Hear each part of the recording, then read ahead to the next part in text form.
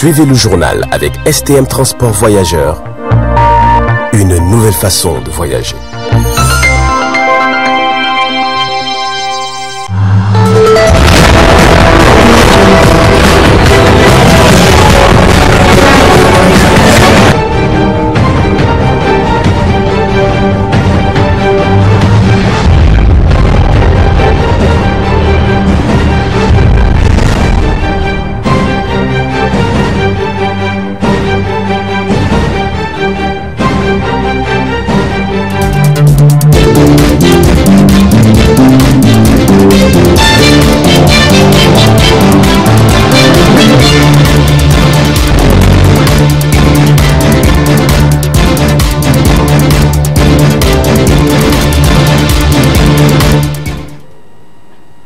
Mesdames et messieurs, bonsoir et merci d'être avec nous sur cette nouvelle page d'actualité du 30 novembre 2022 sur le miroir de la femme. Cela dit, cérémonie de lancement de la 9e édition de la Journée nationale de la liberté de la presse. Ce jour 30 novembre 2022 à la Maison de la Presse. Le compte rendu avec Mamadou Issoufou à côté Abdel Nasser Abdou. Lancé en 2011 pour la promotion d'une presse libre et indépendante au service de l'émergence du Niger par Issoufou Mahamadou, ancien président du Niger. Cette commémoration est une occasion pour le gouvernement de rappeler aux journalistes leur disponibilité. C'est le lieu de vous réitérer que sous l'impulsion du président de la République, Mohamed Bazoum, fervent défenseur de la liberté de la presse, le gouvernement poursuivra les efforts de renforcement de la liberté de la presse, comme l'a réaffirmé le Premier ministre Oumoudou Mahamadou dans la déclaration de politique générale. D'ores et déjà, et vous le savez, par l'amélioration de l'environnement juridique et professionnel des secteurs des médias publics et privés, la modernisation des organes de presse publics et privés, la suppression des zones d'ombre pour la radio et la télévision, la finalisation de l'installation de la TNT, sans oublier le rehaussement attendu du fonds d'aide à la presse, auquel le président de la Maison de la Presse faisait allusion et au sujet duquel je reste convaincu que nous irons de l'avant sans plus tarder. Pour célébrer la 9e édition cette année, 2 concours ont été organisés pour promouvoir l'excellence dans le domaine de la presse. Ces 2 concours, dont l'un a bénéficié de l'appui de l'UNICEF, concernent toutes les catégories, comme chaque année. Presse écrite, presse en ligne, radio, télévision, radio communautaire. La qualité des différentes œuvres présentées a été unanimement saluée par l'ensemble des membres des jurys. Le président du Conseil supérieur de la communication, après avoir salué les efforts de l'initiateur, n'est pas resté sans voix face aux professionnels des médias. Le CSC, en tout cas à ce niveau, est entièrement disponible, comme il l'a fait dans tout le processus d'adoption de cette convention collective, à accompagner les acteurs médiatiques. Par rapport au fonds d'aide à la presse, nous sommes toujours dans cette dynamique. Nous avons toujours essayé avec le ministère de convaincre le gouvernement qu'il est nécessaire de rehausser ce fonds, même s'il n'est pas le plus bas de la sous-région, mais au regard des préoccupations des entreprises de presse, il mérite d'être rehaussé conséquemment. Au regard du rôle pionnier dans l'histoire des médias, la presse nigérienne a joué dans la sous-région, il n'est pas normal qu'on se limite à un seuil. Je suis tout à fait d'accord avec vous, mais ce qui va consolider cela, c'est que nous nous retrouvons avec des journalistes responsables qui n'ont que d'autres objectifs que d'informer, une information saine, mais guidée surtout sur l'éthique et la déontologie. Enfin, cette journée se terminait par la visite des stands et la remise des prix aux lauréats du concours du prix spécial Mariama Keita, ainsi que le concours des médias sur la santé maternelle, néonatale et infantile. À l'Assemblée nationale, les travaux en séance plénière se poursuivent depuis ce matin avec examen et vote de projet de loi portant loi de finances pour l'année budgétaire 2023. Les travaux sont en cours depuis ce matin. Nous y reviendrons dans notre prochaine édition. Ouverture de la session ordinaire au titre du mois de novembre 2022 du Conseil supérieur de la communication. Un extrait dans ce Le Conseil supérieur de la communication, se basant sur les observations et recommandations des organisations socio-professionnelles des médias, a orienté ses actions sur le renforcement des capacités des journalistes. Je peux citer à titre illustratif les formations in situ dispensées à des journalistes et des animateurs, des formations diplômantes dans le cadre du Fonds d'aide à la presse, à l'Institut de formation aux techniques de l'information et de la communication IFTIC, des stages, des renforcements des capacités des journalistes en période de conflit, des journées de promotion de la paix et de la cohésion sociale, sans compter l'appui matériel apporté aux médias dans le cadre du Fonds d'aide à la presse. Je peux vous assurer que ce soutien se poursuivra, l'objectif étant de déboucher sur la professionnalisation effective de nos journalistes. L'ordre du jour de la présente session ordinaire du Conseil supérieur de la communication au titre du mois de novembre 2022 porte sur 5 points. Examen et adoption du procès verbal de la session du mois d'octobre 2022. Information sur le CC. La mise en place du groupe de travail chargé de la répartition du Fonds d'aide à la presse 2021-2022. Examen et adoption des rapports des commissions et questions diverses. Nous procéderons à la mise en place du groupe de travail chargé de la répartition du Fonds d'aide à la presse 2021 et 2022. Je sais que je peux compter sur votre capital d'expérience pour que nous puissions, dans le respect des textes en la matière, procéder à la mise en place de ce groupe de travail, à déterminer ses attributions et lui donner un délai raisonnable pour mener à bien sa mission.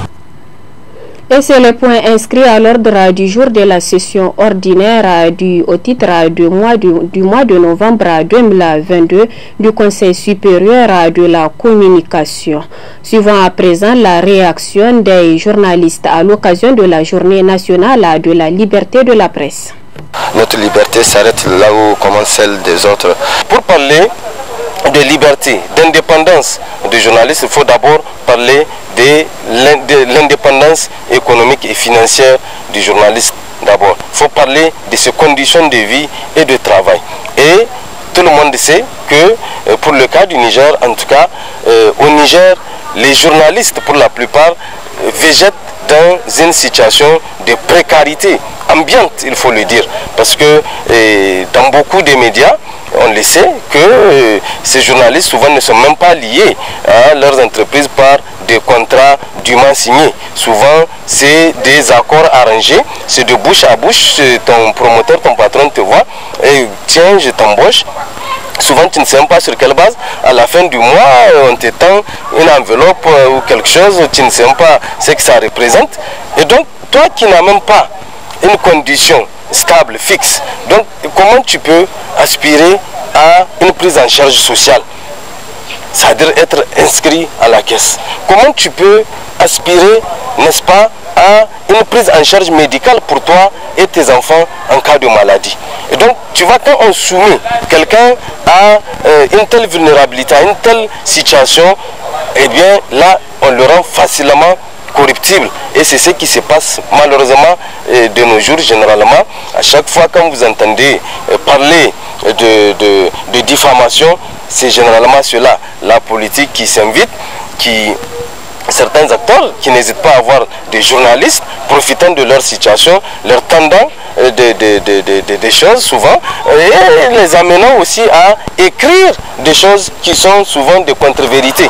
Mais malheureusement, comme c'est des journalistes qui font, on le prend et voilà, souvent ça finit devant les tribunaux. Donc vous voyez, ces genres de situations, pour les éviter, il faut mettre le journaliste à l'abri en tout cas du besoin.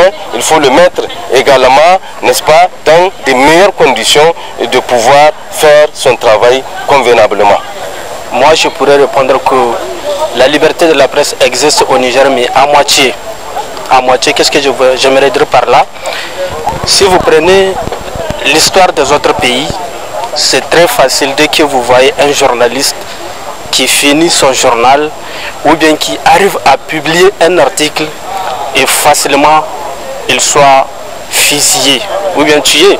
On a l'habitude de voir les journalistes en rentrant dans leur voiture, ils sont fusillés, ils sont tués par des gens inconnus. On a l'habitude de voir aussi des journalistes qui sont emprisonnés tout le temps. Mais si vous prenez par exemple au Niger seulement, on arrive à rencontrer quelques difficultés dans l'exercice de notre métier. Vous allez voir, vous pouvez venir chez une personne ressource, demander l'interview avec cette personne, elle va vous dire que non, lui il ne va pas accorder l'interview s'il n'arrive pas à autoriser ou bien à avoir l'autorisation de sa hiérarchie. Ça c'est de 1. À un moment donné de l'histoire aussi, au Niger, on arrive à avoir des journalistes qui ont été emprisonnés malgré la signature de la table de la montagne.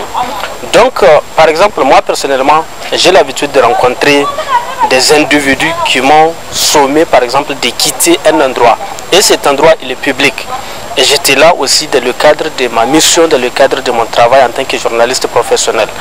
Donc vraiment, notre appel surtout à l'occasion de cette liberté de la presse, c'est quand même qu'on puisse avoir cette possibilité aux journalistes, qu'on puisse accorder cette possibilité aux journalistes pour qu'ils puissent exercer leur travail, leur mission dans le respect de l'éthique et de la déontologie, aussi de concert avec tout le monde, qu'il soit peut-être l'autorité publique, les citoyens ordinaires. Les gens puissent comprendre que le journaliste est là pour travailler, est là pour eux. Il est là juste en train de relayer ce qui se passe, la vraie information, comme je disais, en respectant l'éthique et le code déontologique. En un mot, on peut dire que la liberté d'expression au Niger existe. Pourquoi? Parce que du côté étatique, ils ont fait de leur mieux. Pourquoi de leur mieux? Parce qu'ils ont dépénalisé, ils ont pris des textes, ils ont adopté des textes par rapport à cette liberté. Mais vous savez, la liberté d'expression est relative. Tant qu'un journaliste ne se sent pas à l'aise dans son travail, tant qu'un journaliste ne se sent pas considéré journaliste dans son organe, tant qu'un journaliste n'est pas considéré en tant qu'être humain dans son organe, là, la liberté d'expression va en pâtir. Pourquoi je dis ça? Parce que prenez un journaliste qui sort de chez lui. D'abord, on dit ventre vide n'a point d'oreille. Il sort de chez lui. Il sait qu'il a laissé une situation dramatique chez lui. Et il sait qu'en arrivant dans son service, il va trouver encore une autre situation dramatique. Pire peut-être que celle qu'il a laissée chez lui. Il ne sera pas libre de sa pensée. Parce que sa pensée sera prise par autre chose. Et cette autre chose, s'il trouve ça chez quelqu'un qui va le pousser à dire quelque chose, et que cette chose va le pousser à aller en prison, il le dira pour sortir de la situation familiale. Donc voilà pourquoi je dis la situation, la liberté d'expression est relative. Mais sinon, du côté de l'État, tous les textes sont favorables à cette liberté d'expression, à cette façon de donner la liberté à un journaliste de s'exprimer. Mais là encore, là où le bas blesse, comment un journaliste est libre du côté de l'État et il n'est pas libre du côté de son organe? Pourquoi? Un journaliste qui n'a ni contrat, ni prise en charge médicale, ni une prise en charge à la caisse, ni voilà des panoplies de choses que le journaliste n'a pas, et que le journaliste de fois ne même pas payé sur la base de ses diplômes ou sur la base de ses compétences. Non, on lui donne juste un salaire forfaitaire. Et donc je pense qu'il y a encore beaucoup de choses à faire. Mais sinon, je dis que je continue à dire que la liberté d'expression au Niger, ça tient et ça existe, parce que le journaliste est vraiment libre du côté de l'État, mais n'est pas libre du côté de son service. Comme vous venez de le constater, c'est la réaction des journalistes sur la liberté de la presse au Niger à l'occasion de la journée nationale de la liberté de la presse.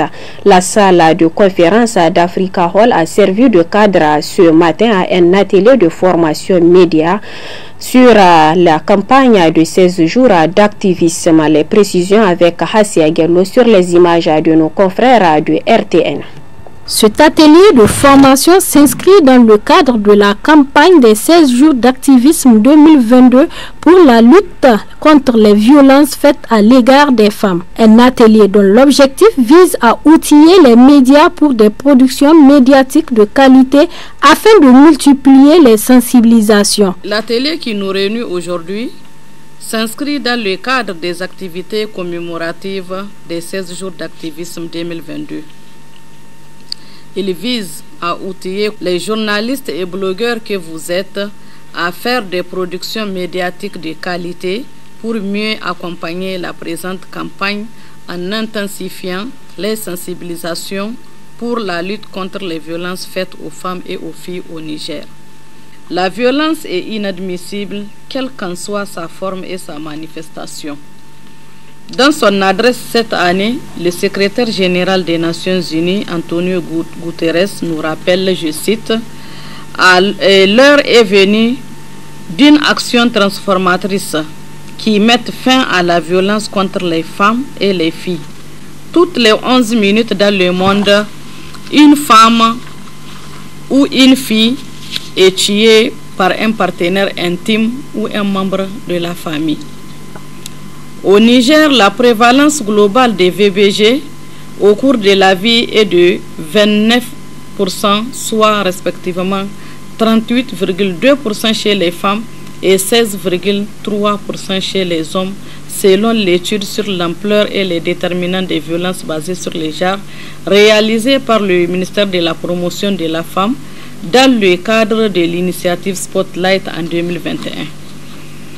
Ceci démontre combien il est important de communiquer avec tact et détermination sur les questions de violence sous toutes les formes afin de les bannir de nos communautés et garantir une vie meilleure et épanouie aux femmes et aux filles du Niger en particulier et du monde en général.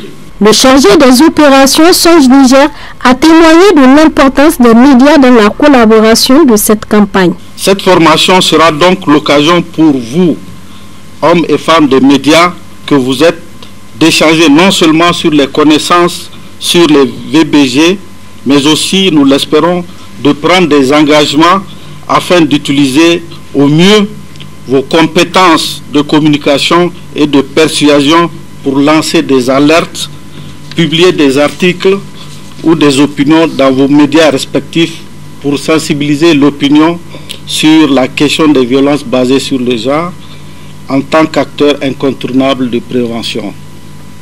Ces 2 journées d'échange seront sans nul doute intensives et participatives sur ces questions de violence qui vont nous permettre également d'élaborer de nouvelles stratégies et une feuille de route pour intensifier les sensibilisations au sein de nos communautés.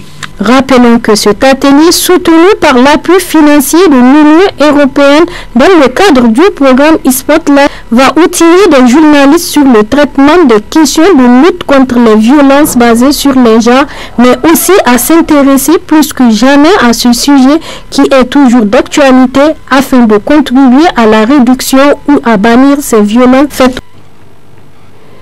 Cérémonie de remise de prix spécial à Mariama Keita, jeune talent, cet après-midi dans le cadre de la célébration de la Journée nationale de la liberté de la presse. Les détails dans notre prochaine édition. Alors, à la découverte dans cette édition du village de Boubon, un village situé à quelques kilomètres de la ville de Niamey. Le village et l'île de Boubon est un lieu où se vend et s'achète toutes sortes d'articles et où s'effectuent divers petits commerces. Vente des légumes frais, culture de contre-saison et principalement le commerce transfrontalier. Surtout le jour de son marché qui s'alimente chaque mercredi, où il y a une forte fréquentation des populations de Boubon et celles venues des 4 coins de la dite localité pour vendre et ou acheter divers articles. L'île de Boubon permet aux habitants de faire des cultures de contre-saison, mais aussi de faire le commerce transfrontalier, qui fait partie des sources de revenus importantes pour les piroguiers. C'est un moyen de subsistance pour de nombreux habitants du village ainsi que ceux des autres localités.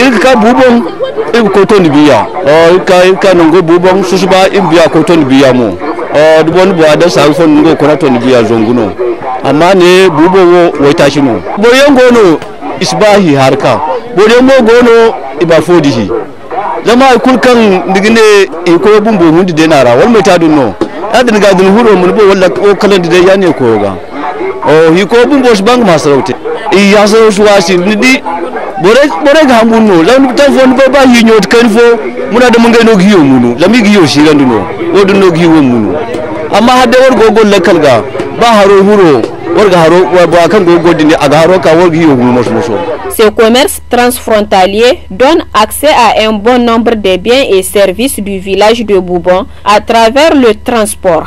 L'île de Boubon est un véritable lieu de rencontre pour les populations environnantes.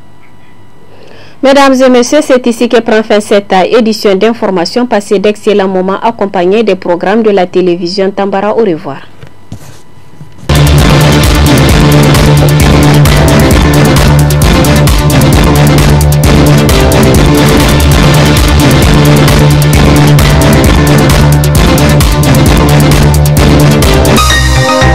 Ce journal vous a été présenté par STM Transport Voyageurs. Une nouvelle façon de voyager.